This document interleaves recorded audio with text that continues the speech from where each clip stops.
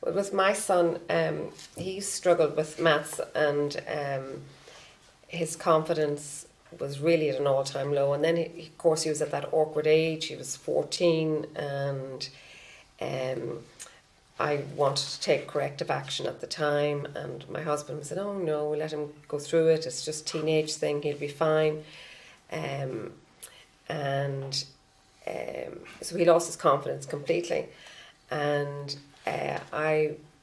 this is the same chap that I am male frequency, that he's just transformed, and I'm getting him maths grinds to try and catch up on where he kind of lost out in preparation for next year, because he's on a break year this year.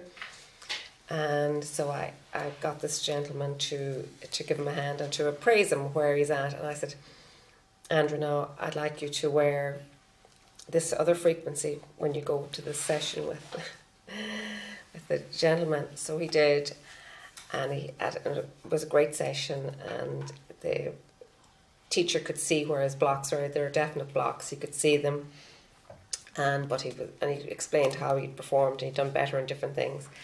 But what Andrew had said to me, which I thought was very interesting, and he was asking me stuff, he said, "And normally the fear would have just consumed him and he couldn't even think." And he said, "I didn't feel that." And he said, "I had to answer something." And he said, "Actually, only 10% of me thought this was the answer. And I said it anyway. And I was right."